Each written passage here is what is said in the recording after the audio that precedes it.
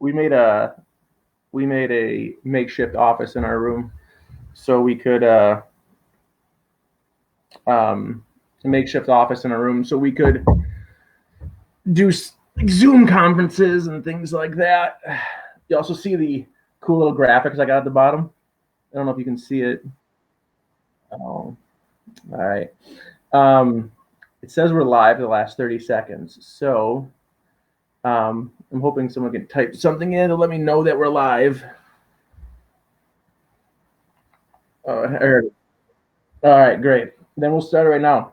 Um, so, hey, skaters out there, it's Coach Blick again from Views from the Bench.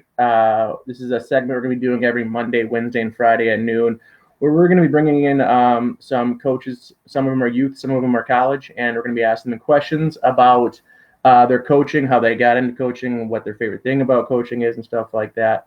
A lot of good information to take away, so we hope you guys can gain something from it while we're at home right now. But today's guest, we have Jamie Fredrickson, formerly Jamie Kivy, married to another Marian University coach. How you doing, Jamie?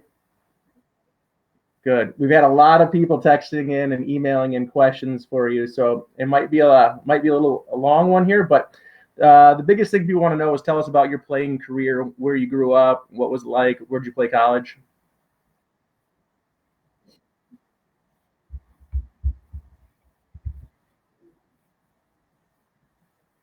And then when I hit the high school age, I made the decision of, hey, what do I want to do? And I decided to jump to AAA girls hockey.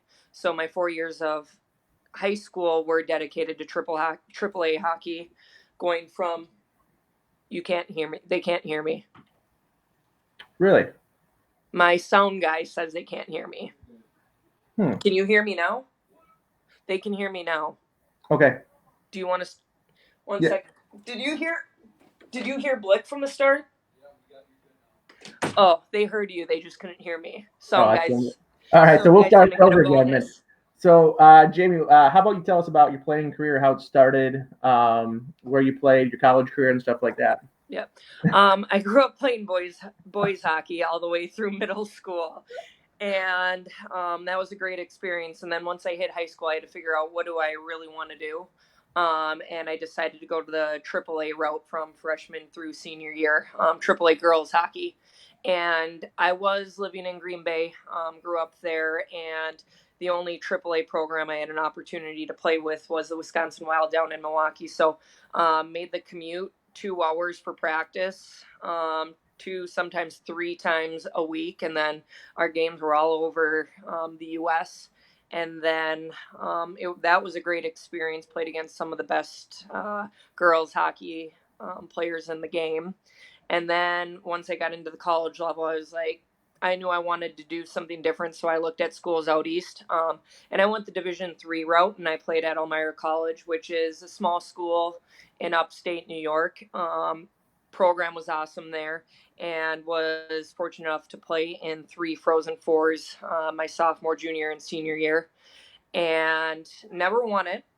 But my junior year, we did play in the national championship game, lost in overtime. And while I was there, fortunate enough to be an All-American twice, my junior and senior year. And then my final year, I was up for the Division III Player of the Year. So couldn't have been there without my teammates. But again, it was a great experience. And then after playing, I went straight into coaching. Awesome. You said you played, you went to girls the AAA route. Did you play boys hockey prior to that? Yep, I played boys hockey all the way through eighth grade. What made you Um, switch from girls to boys? there weren't many opportunities. Mm-hmm. So really, I was starting. The guys were getting bigger and stronger, and I was going back and forth. And then girls hockey was really starting to take off, and a few opportunities came about. And Central District, going through those tryouts and evals, started getting some rumblings and interest of like, hey, would you want to try out? And tried out for the Capitals, didn't make that, and then the Wisconsin Wild went for the tryout there and landed a spot on that team. Awesome. Awesome. So then you said after your career ended playing, you jumped right into coaching. What made you want to get into coaching? It kind of fell on my lap. growing up and even through college, I never even thought about coaching. And then once I finished and graduated in June, honestly, St. Norbert, which is literally 10 minutes from my parents' house, they were starting their women's program the same time I was finishing up. And I worked hockey camps with the coach. He was coaching at Dartmouth at the time, and then he came over to St. Norbert to start that program up. So we had some connections there, and he gave me a shout one day, and he was like, "Hey, Jamie, have you ever thought about coaching college hockey?" And I'm like, "Not really, but I don't have anything lined up." We met, and then literally within probably 4 hours, I took the job, and I was like, I haven't looked back since. Awesome. Awesome. Now you've been coaching for how long? Year 10. Wow. What is it? What is something that keeps you going? What do you enjoy most about it? Honestly, it's the relationships. At first, it was awesome being able to travel, stick to being on the ice every single day. So it was like, oh, I went from playing to now coaching, and I just never really left the bubble of hockey. But now that I'm kind of deeper into my coaching career, it's the relationships. Being able to connect with my players, now alumni, being able to hear from them. And honestly, for me, it's also seeing them develop over the course of the year. So when they come in, and then by the time, once we progress through the season, just seeing how they're picking up different things that we're teaching and to see them develop. So that's been awesome just to see their improvements there. And then for me, I've been able to coach players from all over the world. I've had players from Sweden and Finland and Denmark and Canada and the U.S. So it's been a neat experience just to, I've also learned from them too, which is awesome. Awesome. This is one of the questions that came in. For your playing career and kind of going where you're at with the coaching, what coach influenced you the most? I don't think I've actually had one that really jumps out. Especially my high school through my collegiate career, I've had 5 coaches at the high school level, 5 at the collegiate level. And good or bad, I've picked up something from all of them. Mm-hmm. But seriously, it's through as you go through your playing experience, you're going to have multiple coaches, and a lot of it comes back to the relationships and how well you connect. Some of them were phenomenal hockey players, not the best coaches.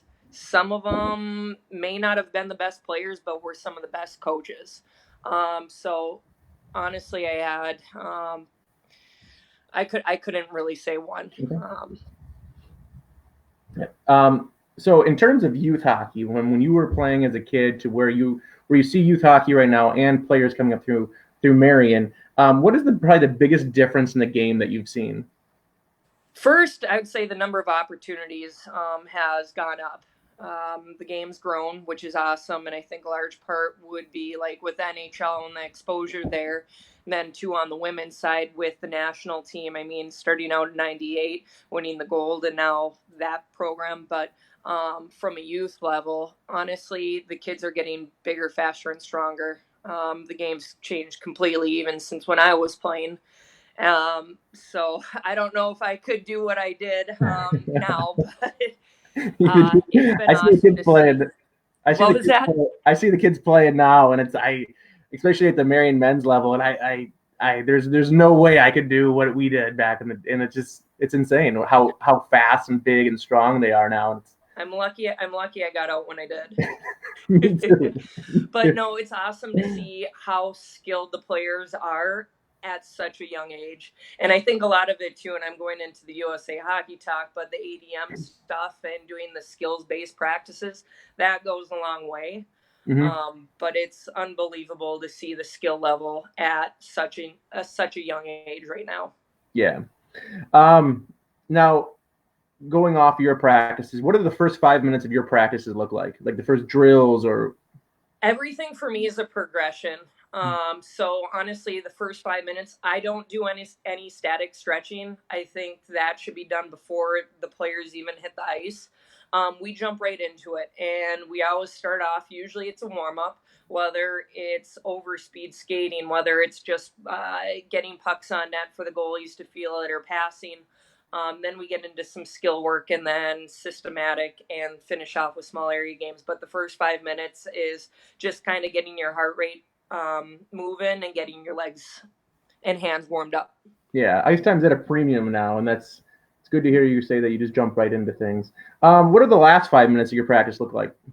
Typically, it's small area games. Mm-hmm. So again, I talk about the progression through practice, where when we talk about some of the system stuff and what we want to see as a team, then it's like, okay, that might take a small part, but then we get into games, and that's getting the competitiveness up. Sometimes it's one-on-one stuff, sometimes it's odd man situations, sometimes it's race against the clock, but again, trying to get game simulation into practice, but have to make it fun too, compete. Yeah. This question came in for you. If you were to have only one thing and one thing only on the ice, meaning like a clipboard or cones, what is the one thing as a coach you can't live without? Practice plan. Awesome. Practice plan. How much time do you spend developing that practice plan? I am a little OCD. I can spend close to an hour to 2 hours every single day putting a practice plan together. Awesome. And it's detailed to the minute. What are the specific skills, things that we want to get out of each drill? Honestly, practice plan. And I think we talk about being efficient. And we only have 90 minutes on the ice. And I know with youth teams, sometimes that's 60 minutes. It's getting in and out and making sure we're utilizing every single minute we have on the ice. And less time at the board, the better. So practice plan for me. Awesome. Now this one's a little bit. That might be a tough one, but one of the people asked, due to the COVID-19 situation, and it's hurt a lot of players, or made players feel like or think that they've missed out on an opportunity to be scouted or be seen at the junior or college level. What advice do you have for them right now, due to the situation we're in, about even potentially playing college in right now? This is unique. I've never seen anything like this. Everything is canceled. It's canceled this month, next month, through the summer. But everything's still continuing to go on when it comes to the recruiting side. So the nice thing is technology. Honestly, there are players that are probably bummed out that, hey, my evaluation or my tryout or my camp is canceled, and I know coaches were going to be there. Well, guess what? You have to adapt to it. So upload games. The best thing is YouTube, and it's not even, don't even worry about clipping your shifts or just your highlights. No. Just upload a full game online, and if you don't have access to it, sometimes your opponents have done it, and you can take a quick Google search, hey, I played this team on this date, and you can find film of yourself. But the most important thing is, once you have the film, you need to make sure you're reaching out to the coaches. Mm-hmm. There are only a handful of coaches. For me, on my staff, there's one, if not two of us, and there's hundreds of thousands of hockey players. How do you get on our radar? It's easiest when, hey, this player reaches out to me, hey, I'm interested in your program. Know the program name, but do your research a little bit. Say who you are, where you're from, what number you are. Include a YouTube link of video, but it's just creating a dialogue. So honestly, there is a lot you can do during this time, and it can be done for zero money. Awesome. Thanks for answering that. We have three last questions, and it's all surrounds advice for. But do you have any advice for new youth hockey coaches out there? Yep. Be prepared. So again, I talk about my practice plan. Put a practice plan together. Know what you're doing over the course of your practice. But also, too, the biggest thing is caring. You need to be committed, and you need to show your players that you care about the team. So honestly, at the end of the day, you may know all the systems. You may know a lot about hockey. Your players won't care if they don't think you care about them. Mm-hmm. So the biggest thing is connecting with your player, showing them that you care about the overall team and the development. And I think things will follow in place after that. So again, be prepared and honestly just have fun with it.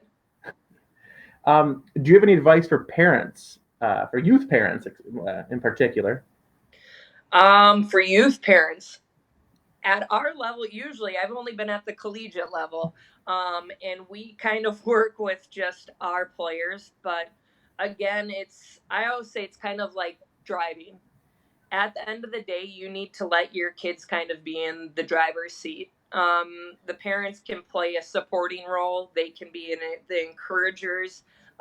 They shouldn't be the ones doing the talking. Let your kids find their voice. So I always say it's a good time to some life lessons, but sport, they can learn some independencies. They can build connections with their teammates. If they're not happy about ice time, let the players have that conversation too with their coaches.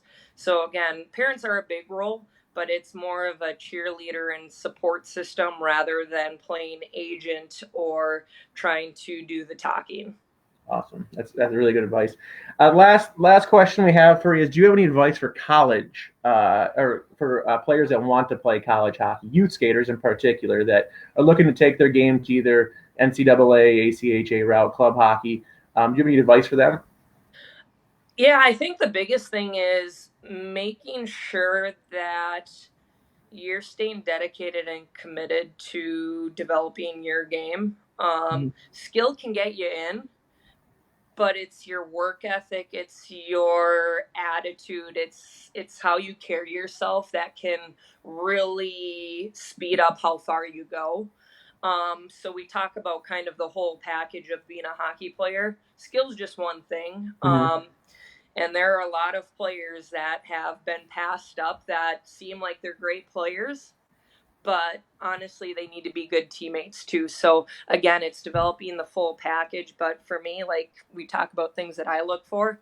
So I want kids that want to be at the rink. I want kids that will be put in the extra time and they're good in the locker room and they're good glue people. Because again, we talk about the experience too. So Yeah, character goes a long way with kids. That's something that I don't think a lot of people really pay attention to. But getting there is only half the battle. Staying there and graduating, that's where it gets tough. yep. And I mean, too, there have been players, honestly, that I've passed up on that where I'm like, hey, that they're a really good hockey player, but I think they could destroy a locker room. Mm-hmm. Whereas, like, I would rather take a locker room person that have some skill and develop that. Absolutely. Well, thanks for your time today. Do you have any like last comments or things like that? Yeah, I'm looking forward to all the presentations that you're doing. Listen to the one on Friday. Really excited about the one coming up on Wednesday. Yeah. And then we'll see how AJ does on Friday. But no, this is awesome. We don't have much to do during this time. So, again, keep us entertained. And for those of you guys that haven't paid attention to what we're doing here on Wednesday, we have Coach Fredrickson, that's Jamie's husband, Chris, on. He's the head coach of the Marian University ACHA Division II team that recently had a trip last year to nationals. Did very well, had a great season this year again. And then on Friday, we have Coach AJ Aiken from Marian University's women's team. St. Norbert. St. Norbert team. But Jamie, thanks for coming on, and I really do appreciate it. And if you guys have any other questions, feel free to put them in the comments, and maybe Jamie will take a look at them, or you can email me and I can pass them along. So thanks a lot again, and have a good day.